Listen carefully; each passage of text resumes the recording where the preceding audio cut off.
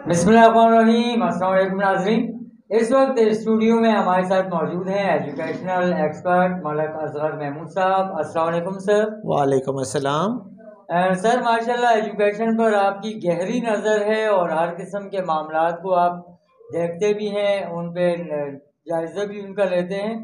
Sir Ziauddin university examination board के तहत अव्वल तो एग्ज़ाम हो नहीं रहे थे, अल्लाह अल्लाह करके एग्ज़ाम हुए तो फिर उनके रिज़ल्ट नहीं आ रहे थे।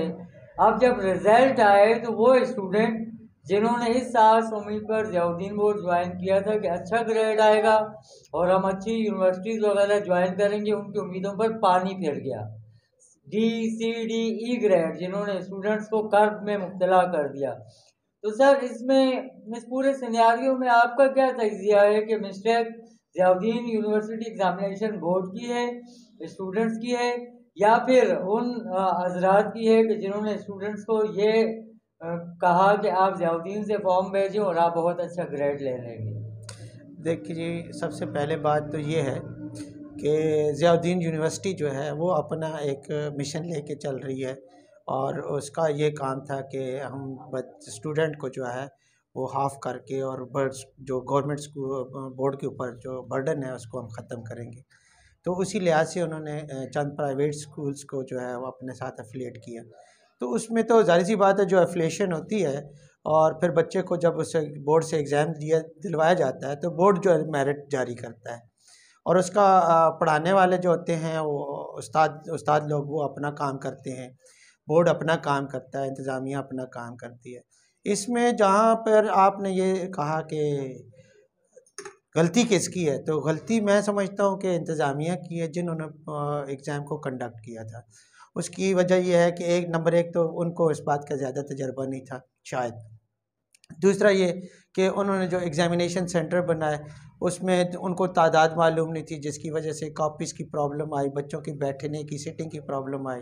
उसके अलावा वहाँ पर इन्विजिलेटर की प्रॉब्लम आई, दूसरी तीसरी चीज़ें हुई, बहुत सारे मसाइल रहे। फिर उसके बाद जो है ना उन्होंने बार बार सेंटर की, एक जगह पे शायद सेटिस्फाई नहीं थे तो उन्होंने दूसरी जगह अपना during the centre paper change during the paper जो है ना वो चेंज करते रहे। उस डिस्टर्बन की वजह से बच्चा जो है काफ़ी डिस्टर्ब हुआ है और उसी की वजह से जो बच्चों के ग्रेड नीचे गिरे। इसके अलावा और कोई मेरे ख्याल में मसला नहीं था कि बच्चा बाकी स्कूलों ने जो उनको स्टडी कराई, पढ़ाया, ऑनलाइन पढ़ाया या जिस तरीके से भी उन्होंने कोविड के अंदर पढ़ाया, उनकी स्टडी अपनी तरफ से कोविड के अंदर पढ़ाया, उनकी स्टडी अपनी तरफ से बेहतरीन थी, अच्छी थी। और जो बोर्ड की वो जो इंतज़ामिया थी उन्होंने अपनी वेबसाइट पे पेपर्स को भी दे दिया कि मॉडल पेपर है, आप देख लें, इसी तरीके से आएगा। बच्चों ने भी उसी तरीके से तैयारी की। लेकिन जो सबसे ज़्यादा गड़बड़ हुई है वो बच्चे डिस्टर्ब हुए हैं, वो बार बार सेंटर चेंज करने की वजह से हुए और इंतज़ामिया की तरफ से कुछ हरासमेंट भी की गई है बच्चों सर को। सेंटर की तब्दीली को आपने इसका सबब बताया, तो फिर इसका खमियाजा स्टूडेंट्स क्यों भुगत रहे हैं? बोर्ड इसकी जिम्मेदारी क्यों नहीं लेता और उन्होंने स्टूडेंट्स को उन्होंने इस काबिल ग्रेड या नंबर क्यों नहीं दिए कि वो आगे अपना कैरियर बना सकते? हाँ, उसमें जो सामने जो चीज़ें नज़र आई थी उसमें हमने देखा था कि मीडिया ने भी काफ़ी इसको कवरेज में लिया था और कुछ लोग ऐसे हैं गए हैं इस एफिलिएशन के लिए भी अपने स्कूलों को कराया, जो गैर संजीदा किस्म के लोग हैं, स्कूल चला रहे हैं।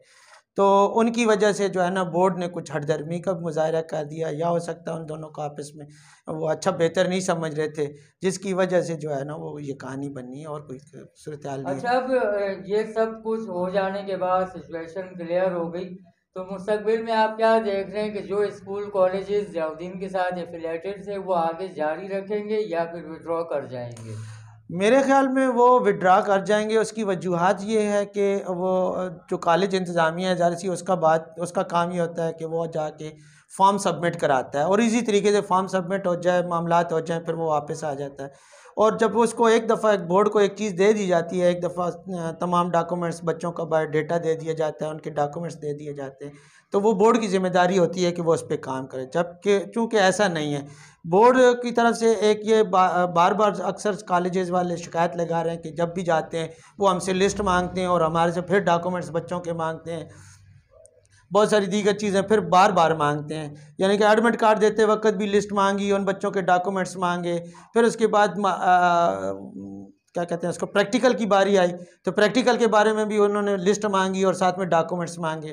फिर जब रिज़ल्ट देने की बारी आई तब उन्होंने कहा जी आप रिज़ल्ट के टाइम पे भी आप हमें डॉक्यूमेंट्स दे दें और लिस्ट दे दें अपने कॉलेजेस के और स्कूल के बच्चों के। फिर जब रिज़ल्ट देने की मार्कशीट देने की बारी आई तब उन्होंने फिर मांगे कि आप हमें ये देंगे तो हम आपको जो है ना मार्कशीट जारी करेंगे।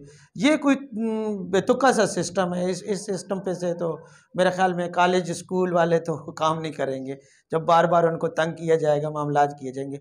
उसके अलावा और कोई वजूहत नहीं है कि बोर्ड को कुछ छोड़ के चला जाए। ये मैं समझता हूँ कि जो इंतज़ामिया काम कर रही है उसकी थोड़ी सी शर्मसारी है, उनको देखना चाहिए इस चीज़ के ऊपर। फिर जब रिज़ल्ट देने की मार्कशीट देने की बारी आई तब उन्होंने फिर मांगे कि आप हमें ये देंगे तो हम आपको जो है ना मार्कशीट जारी करेंगे।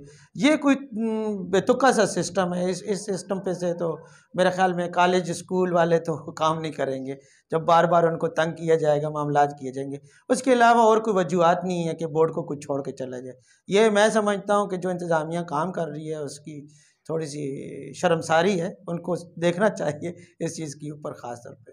Thank you. जी नाजरीन, आपने सुना कि मलिक असलम साहब ने बहुत अच्छा तजिया पेश किया और जो ज़ियाउद्दीन एग्जामिनेशन बोर्ड के रुए रवा हैं उनके लिए भी ये सोचने का मुकाम है कि जिस जगह पर ये बोर्ड चल रहा है, जो मौजूदा इंतज़ामिया है वो मुकम्मल तौर पर फ्लॉप हो चुकी है। अगर वाकई ज़ियाउद्दीन यूनिवर्सिटी एग्जामिनेशन बोर्ड को बनाने वाले संजीदा हैं और इसको आगे लेकर जाना चाहते हैं तो फिर इन गलतियों का अजाला करना पड़ेगा और प्रोफेशनल लोगों को आगे लाना पड़ेगा। इजाज़त दीजिए, अल्लाह हाफ़िज़।